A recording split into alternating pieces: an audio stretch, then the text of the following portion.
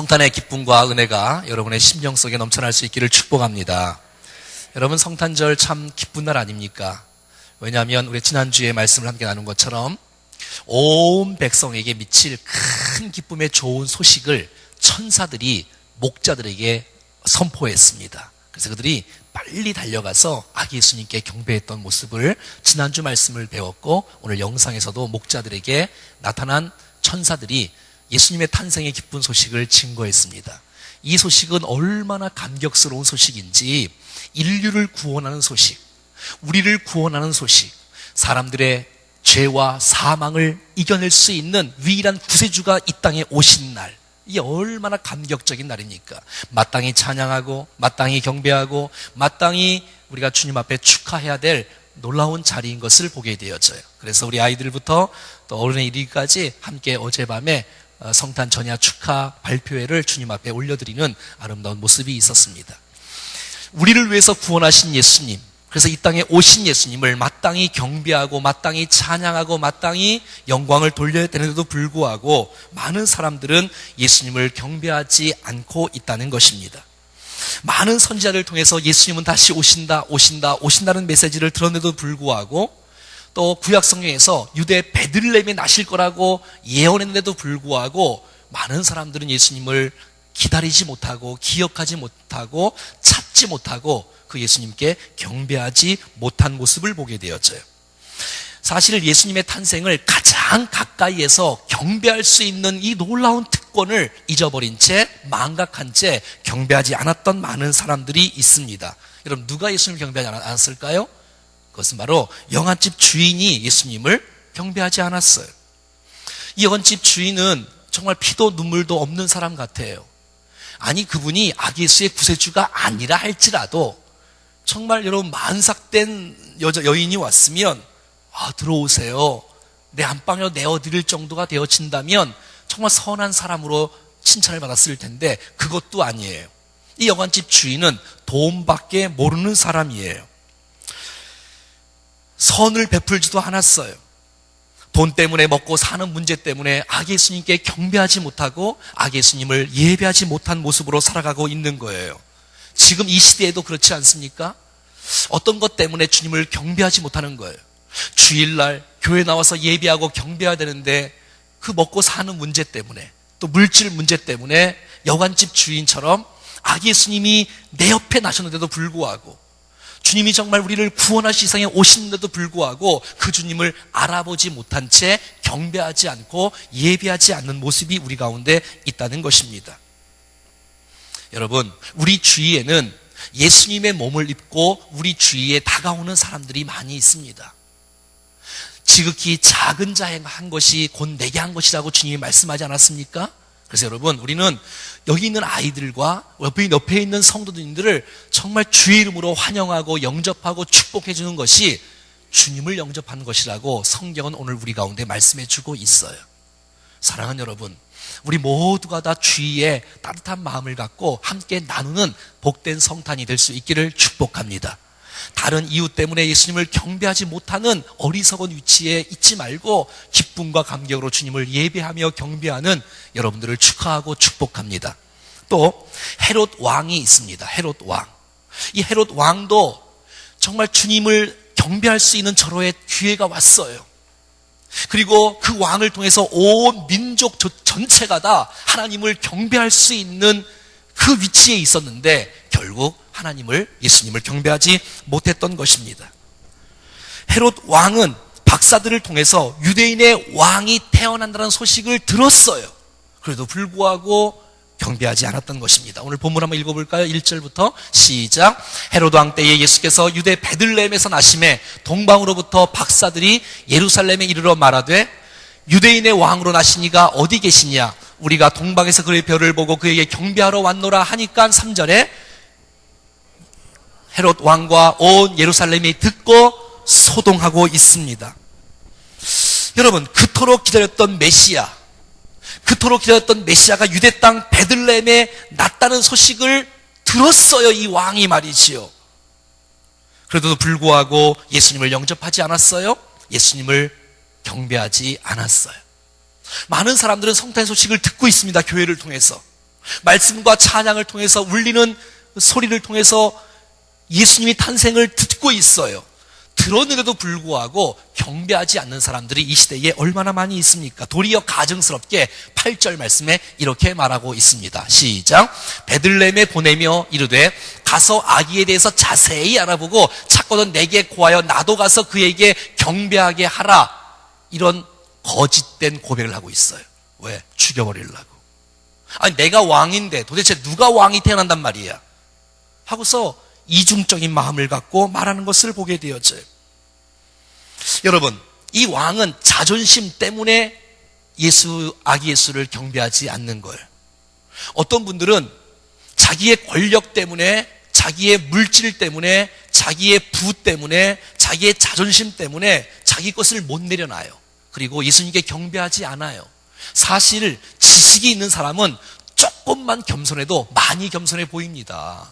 근데 그 겸손함이 없기 때문에 자기의 권력이 떨어질까 봐 예수님께 경배하지 못하는 사람들이 우리 주위에는 얼마나 많이 있습니까? 여러분들은 예수님을 왜 경배하지 않습니까? 여관집 주인 때문에 경배하지 않습니까? 아니면 헤롯 왕처럼 권력 때문에, 자존심 때문에 주님을 경배하지 않습니까? 또 예수님을 경배하지 않는 사람이 있는데 그것은 대지상들과 서기관들이 예수님을 경배하지 않는다는 것입니다. 4절 말씀을 한번 읽어볼까요? 시작. 왕이 모든 대지상과 백성의 서기관들을 모아 그리스도가 어디서 나겠느냐 물으니. 이 사람은 성경 박사들입니다, 여러분. 신학교 교수들이에요. 성경을, 율법을 가르치는 사람이에요. 예수님이 언제 나는지, 어디서 나는지를 다 알고 있는 사람이에요. 이렇게 말합니다. 이르되 유대 베들레헴이오니 이는 선지자로 이렇게 기록된 바. 또, 자, 시작. 또 유대 땅 베들레헴이라 너는 유대 고을 중에서 가장 작지 아니하도다. 내게서 한 다스리는 자가 나와서 내 백성 이스라엘 목자가 되리라 하였습니다. 다 알고 있어요. 베들레헴에 난다는 사실을 다 알고 있어요. 자, 그러면 마음만 조금만 먹으면 정말 그곳에 가서 베들레헴을 찾아보면 돼요. 아기 예수님이 탄생한 곳이 도대체 어디인 줄 말이지요. 예수님에 대해서 정보를 알고 있어요. 소식은 듣고 있어요. 하지만 예수님을 영접하지 않았어. 예수님을 확인조차도 하지 않았어요. 예루살렘에서 베들레헴까지는 먼 거리가 아니에요. 가장 가까운 거리예요. 그런데 여러분, 가지 않고 찾지 않고 영접하지 않고 경배하지 않았다는 것이에요. 알고는 있지만 관심이 없는 거예요. 알고는 있지만 정보는 있었지만 소식은 접했지만 경배하지 않는 것이에요. 여러분, 우리가 예배하는 거 왜 모릅니까? 주일 성수하는 거 왜 모릅니까? 기도하는 거 왜 몰라요? 다 알아요. 찬양하는 거, 예배하는 거, 집중하는 거, 전도하는 거 다 아는데도 불구하고 아는데 행함으로 따르지 않으니까 경배하지 않는 것이에요. 아무리 많은 지식이 있고 아무리 많은 정보가 자기 마음속에 있어도, 머릿속에 있어도 이 지식이 우리의 삶으로 연결되어져서 아기 예수님을 영접하고 찾고 그에게 엎드려 경배하는 모습이 나타나야 될 텐데 아기 예수님께 경배하지 못하는 어리석은 지식으로만 가득 찬 사람인 것을 보게 된다는 것입니다. 머리로는 아는데 마음으로 믿어지지 않고, 머리로는 아는데 마음으로 주님을 경배하지 않았던 모습입니다. 별 관심이 없어요. 자기의 자리 차지하는 것만 관심이 있지 아기 예수님께 경배하는 것, 이거에 별 관심이 없어요. 교회에서 무슨 성탄에 발표를 한다, 무슨 성구영신 예배를 드린다, 무슨 성경 공부를 한다, 다 알지만 관심이 없어요. 그냥 한번 주일날 한번 드리는 것으로만 그냥 만족하는 성도들이 얼마나 많이 있는지 몰라요. 진정으로 주님을 경배하지 않는 사람들, 영안집 주인 같은 사람들, 헤롯 왕과 같은 사람들, 또 서기관과 또 이 대지상 같은 사람들, 지식적으로 많이 알고 있었지만 똑바로 하나님을 경배하지 않는 사람들이 우리 주위에는 많이 있었다는 것입니다. 근데 뿐만 아니라 예수님을 경배한 사람들이 있어요. 그것은 오늘 본문에 나오는 동방 박사들이에요. 여러분, 이 동방 박사들은 어떤 사람이지요? 유대인이 아니에요. 아니, 유대인으로 태어나신 주님, 유대인들조차도 기다렸던 그 놀라운 주님인데 유대인들은 경배하지 않고 어떻게 이방 나라에서 온 박사들이 경배합니까? 또 목자들이 경배하지 않습니까? 지난주에 목자들은 어떤 사람이지요? 목자들은 천대받던 사람들이었어요. 소식이 그들에게 증거되니까 그들은 빨리 달려가서 예수님을 경배했던 아름다운 모습들, 시므온 같은 사람들, 안나 같은 사람들, 이런 사람들이 주님을 경배하는 거예요. 이 사람들도 바벨론에 살면서 바벨론에서 여기까지 왔어요. 얼마나 거기가 멀겠어요. 여러분, 동방 박사들은 별을 연구하는 사람들이에요. 점성학자들이에요. 천문학자들이에요. 학자들에 의하면 이 유대인들이 바벨론의 포로로 잡혀갔던 때가 있었지요. 이 바벨론의 포로로 간 적이 있었는데 그 유대인들을 통해서 박사들이 오실 메시아의 소식을 들었다는 것이에요. 자, 그렇다면 이 메시아가 유대 땅에 온다는 소식을 들었다면 별을 연구하는 사람들이니까 반드시 하늘에서 별이 정말 징조가 있을 것이라고 믿었던 사람들이에요. 그래서 그 별을 연구하다 보니까 정말 지울 수 없는 별이 나타나는 것이에요. 그래서 별을 보고 예루살렘까지, 이스라엘까지 걸어온 거예요. 학자들에 의하면 그 거리는 보통 한 2년 정도 됐다고 합니다. 하루 걸려서 온 게 아니라 2년씩이나 걸려서 박사들이 먼 나라에서 예수님을 경배하러 온 거란 말이에요. 자, 별을 보고 왔으니 낮에 갈 수 있는 것이 아니라 밤에 가는 거예요. 낮에는 자고 밤에는 행진을 하고, 여러분, 때로는 추위와 때로는 또 어두움과 때로는 고난과 역경이 얼마나 많이 있었겠어요. 강의 위험도 있을 것이고 강도 위험도 있을 것이고 많은 위험이 있었을 것이에요. 근데 여러분, 이 동방 박사들이 그 먼 나라에서 예수님을 만나러 온 거란 말이지요. 오늘 본문 2절에 이렇게 말하고 있습니다. 시작. 유대인의 왕으로 나신 이가 어디 계시냐? 우리가 동방에서 그의 별을 보고 경배하러 왔노라. 한번 따라해 볼까요? 경배하러 왔노라. 다시요. 그에게 경배하러 왔노라. 동방 박사들이 예수님을 찾은 이유는 상 받기 위해서 온 게 아니고 칭찬받기 위해서 온 것이 아니라 예수님께 경배하러 왔다는 것입니다. 할렐루야. 우리 모두가 다 오늘 예배 드리면서 주님 앞에 예배하기 위해서, 경배하기 위해서 주님 앞에 나오는 우리 모두가 된 것을 인하여 주님 앞에 감사하고 여러분들을 축복합니다. 할렐루야. 여러분, 크리스마스가 무슨 뜻입니까? 크리스마스가. 여러분, 크리스마스는 그리스도와 미사가 합쳐진 거예요. 그러니까 그리스도께 경배하는 날, 그리스도께 예수님께 예배하는 날, 이게 크리스마스예요. 그러니까 크리스마스 때는 우리가 즐겁고 우리가 노는 게 아니라 예수님께 예배하는 날이에요. 찬양으로 예배드리고 우리의 마음을 다해서 예배드리고 경배하는 날이 여러분 크리스마스라는 사실들을 우리가 알 수가 있다는 거예요. 이 동방 박사들은 멀리서 왔는데 단 하나의 목적을 갖고 온 거예요. 학문적인 호기심을 찾기 위해서 온 것이 아니라, 정치적인 목적을 위해서 온 것이 아니라, 개인적인 야망을 달성하기 위해서 온 것이 아니란 말이지요. 멀리서 온 것은 예수님을 경배하기 위해서 왔다는 것이에요. 어떤 분들은 신앙생활을 하면서 다른 목적을 갖고 신앙생활을 하는 분들이 있어요. 예수님께 경배하기 위해서, 예배하기 위해서 신앙생활을 하는 것이 아니라 학문적인 호기심이나 정치적인 목적이나 교회를 나가서 이렇게 좀 해볼까? 저렇게 좀 해볼까? 이것 때문에 예배를 드리는 사람들이 있어요. 그래서 그 욕심이 안 채워지면 교회를 떠나요. 왜? 목적이 틀리니까. 사랑하는 여러분, 우리는 예수님께 예배하기 위해서, 경배하기 위해서 우리가 함께 모인 줄로 믿습니다. 정말 그 하나의 예배, 그에게 경배하러 왔노라는 이 동방학생의 고백, 너무 멋지지 않습니까? 무엇과도 누구와도 바꿀 수 없네.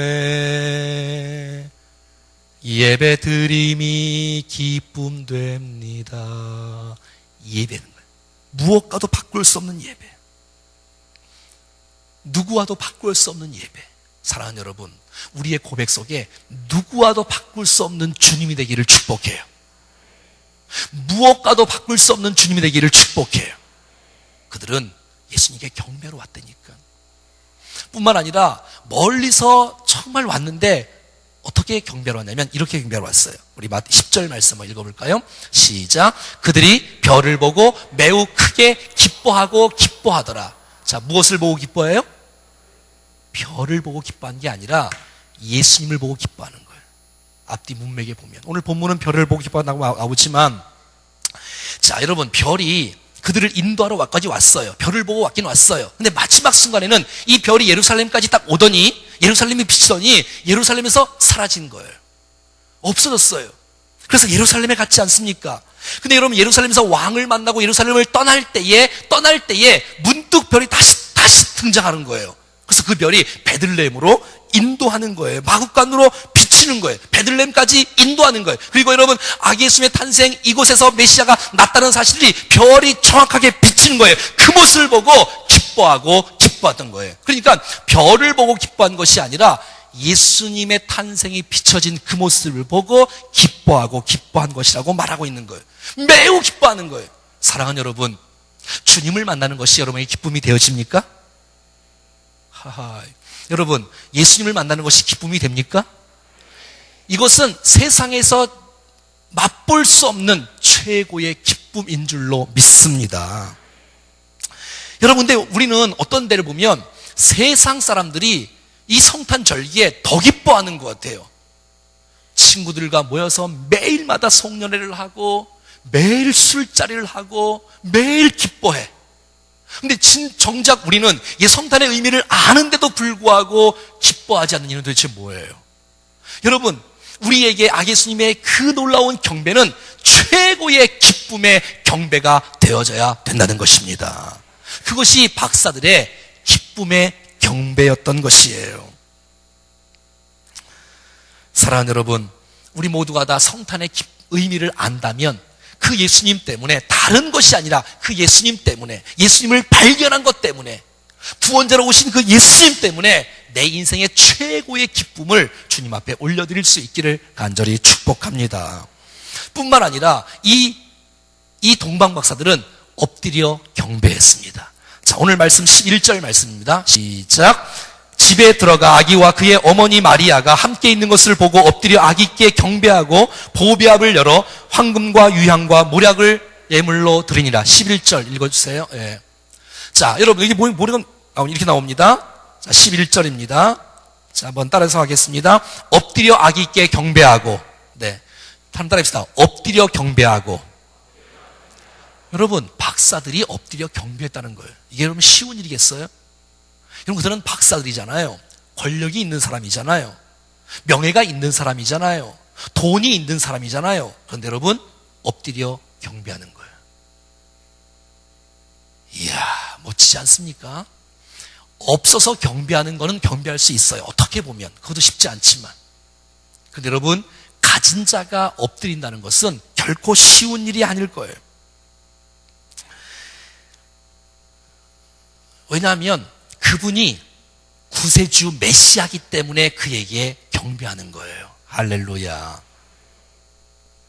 그 박사들은 예수님의 탄생을 보고 그의 앞에 엎드려 경배하는 거예요. 그러니까 단순하게 별을 보고 기뻐하는 게 아니에요. 그런데 이 시대에는 아기 예수님이 이 성탄의 주인공인데 주인공을 맞바꿔버려요. 별로 말이지요. 그래서 트리를 만들어도 다 별을 만들어야, 다 십자가를 만들어야 되는데 사실은. 그리고 이 성탄의 크리스마스의 주인공이 예수님인데도 불구하고 예수님이 주인공이 아니라 이상하게 다른 선물이 주인공인처럼. 어제 우리가 말씀드린 대로, 우리가 어저께 그 설교를 들은 대로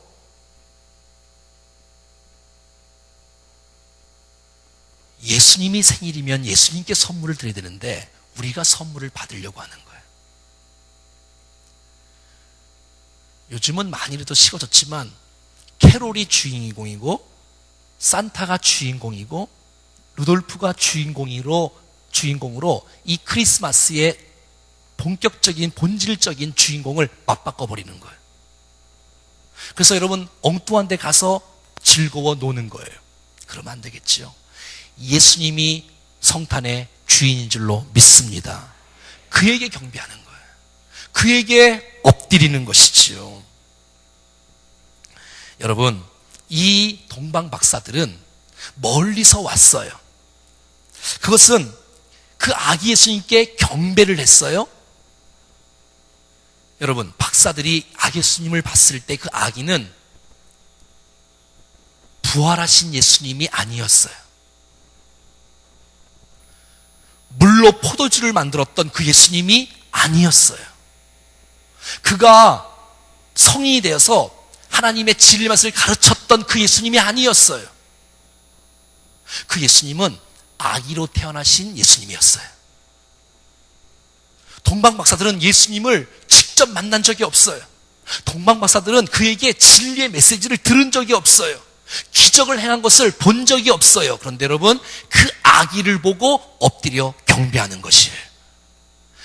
내게 큰 기적이 없어도, 내게 큰 감동이 없어도 아기 예수님이 성탄의 주인한 사실들을 믿고 그에게 경배하는 것이에요. 이건 놀라운 것 아니겠어요? 자기의 지식과 직분과 권력과 명성을 내려놓고 예수님께 엎드리는 거예요. 엎드려 절하세,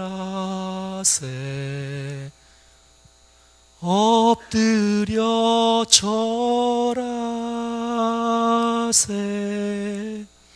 제가 노래를 부른 이유가 뭐라 그랬어요? 여러분들이 눈을 뜨기 위해서.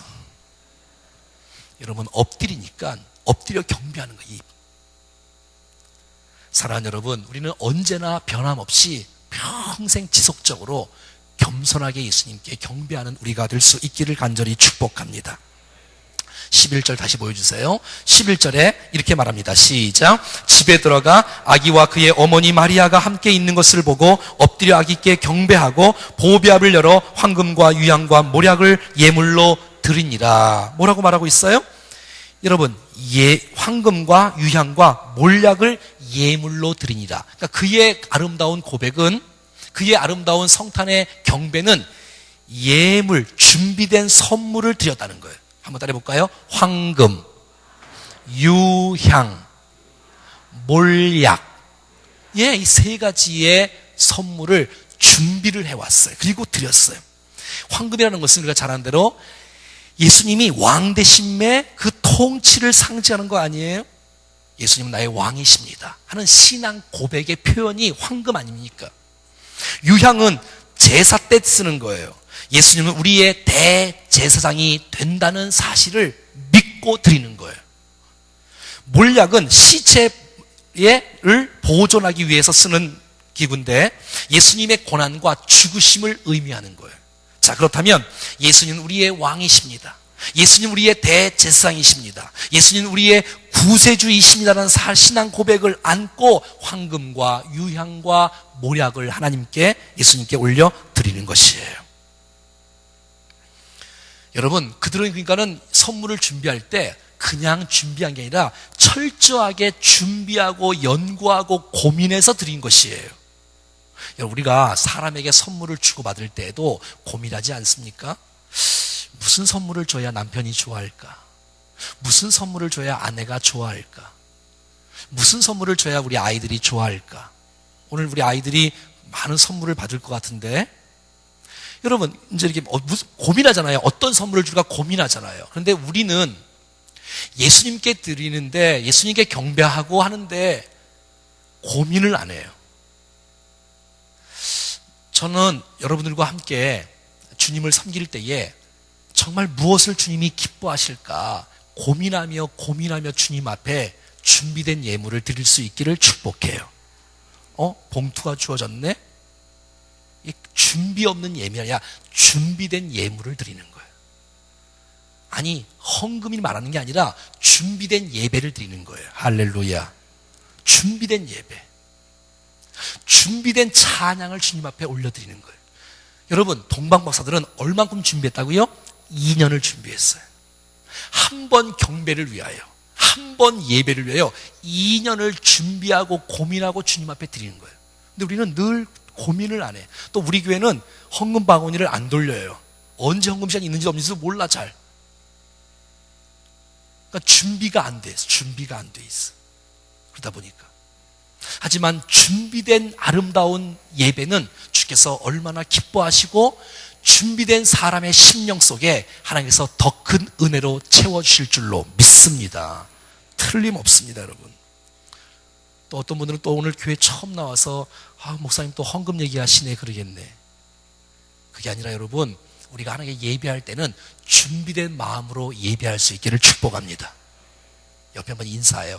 준비된 예배를 드립시다. 시작. 여러분, 이 박사들은 베들레헴에 와서 어떡하지? 옆에 한번 가볼까? 옆에 이마트가 있나? 그래서 이마트에서 물건을 사갖고 쓴 게 아니라 2년 전부터 준비하고 고민하고 와서 예수님께 예물을 드렸다는 것입니다. 사랑하는 여러분, 우리가 주님 앞에 드리는 예배도, 우리가 주님 앞에 드리는 찬양도, 우리가 주님 앞에 드리는 발표회도 준비가 됐을 때 우리에게 큰 감동과 기쁨과 은혜가 있을 줄로 믿습니다. 그리고 그 준비된 예배를 하나님께서 받아주시는 줄로 믿습니다. 준비도 안 돼서 헐레덜떡 오면 여러분, 어떻게 우리가 마음을 다해서 신령과 영과 진리로 예배드릴 수가 있겠습니까? 모든 성패의 기본은 준비에 있습니다. 기도도 준비에 있으며, 예배도 준비에 있으며, 사역도 준비에 있으며, 준비를 잘했을 때 온전한 예배를 드릴 수 있지 않겠어요? 여러분, 우리가 쓰임 받을 때도 준비를 어떻게 하냐에 따라서 쓰임 받는 크기가 달라지는 거예요. 잘 준비된 아름다운 우리의 삶이 될 수 있기를 간절히 바랍니다. 그렇다면 여러분, 내가 주님 앞에 박사들처럼 정말 황금을 어떻게 드릴 수 있을까? 유향은 어떻게 드릴 수 있을까? 모략은 어떻게 드릴 수 있을까? 어린이 찬송 가운데 이런 찬송이 있어요. 양 바친 목자도 난 못되고 예물 갖춘 동방박사 아니지만 사랑하는 주님께 무얼 드릴까? 가진 건 없지만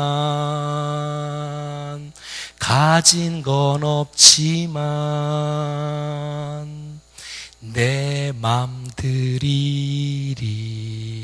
사랑하는 여러분, 전 여러분들을 축복하고 촉구하는데 우리의 몸과 마음을 다해서 예수님을 경배하고 사랑할 수 있기를 축복합니다. 여러분, 주님은 우리의 마음 받기를 원하세요. 우리의 모습을 보면 마음이 실려있는지 안 실려있는지를 알 수 있어요. 사실은 마리아는 옥합을 깨뜨리지 않습니까? 왜요? 마음 다해 주님을 예배하니까 주께서 기쁘게 받아주신 거예요. 남들은 낭비한다 해도 그 중심이 주님 앞에 있는 거예요. 과부의 두 랩돈, 작은 물질이지만 그는 최선을 다해서 주님 앞에 드리니까 주께서 그것을 기쁘게 받아주셨어요. 왜? 그의 몸과 마음을 다하니까. 근데 우리는 주님 앞에 나올 때에 너무 희생이 없는 거예요. 너무 대가가 지불되지 않는 거예요. 여러분, 정말 진정한 헌신은, 진정한 경배는 우리의 아픔이 드러내고 그랬을 때 주님 앞에 드리는 것이 진정한 우리의 마음이 실려있는 예배가 아닐까요? 주님 앞에 경배가 우리 마음을 다해서 말이죠. 박사들은 먼 나라에서 왔어요. 그리고 예배 한 번을 위해서, 여러분, 그 경배한 이후에 박사들이 예수님이 뻘떡 일어나서 박사들을 안수했습니까? 여러분, 박사들에게 정말 큰 상급을 주었나요? 그런 거 아무것도 없었어요.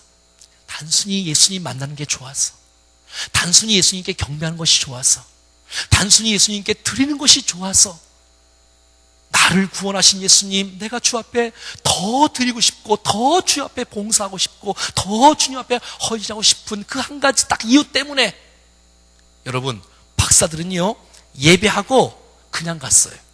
대가를 바라지 않았어요. 그냥 갔어요. 돌아갔어요. 여러분, 돌아갈 때는 별이 인도한 게 아니에요. 그냥 또 산 넘고 물 건너 또 갔어요. 한 번의 예배를 위해서 2년을 고생하고 왔고, 그 예배를 드리고 주님 앞에 예배를 드리고, 이것이 나의 전부입니다. 정말 그것이 내 마음을 다 쏟았습니다. 주님을 만난 이후에 그 기쁨과 감격으로, 기쁨으로 그냥 돌아간 거예요. 사랑하는 여러분, 이게 진정한 예배가 아닐까요? 다른 목적이 있어서 예배하는 마음 말고 순수한 마음으로 예배하는 그 중심의 예배를 하나님께서 기쁘게 받아주실 줄로 믿습니다. 그리고 주님을 만나서 기쁨과 감격으로 찬송하며 주님 앞에 나가는 것이에요. 예수님을 경배하는 것이 인생에 있어서 최고의 축복이고 예수님을 경배하는 것이 그 인생의 최고의 특권이기 때문에 그런 것입니다. 우리들도 주님을 마음껏 예배하고 찬양하는 이 성탄의 의미를 깊이 있게 경험하는 복된 새해가 될 수 있기를 간절히 축복합니다.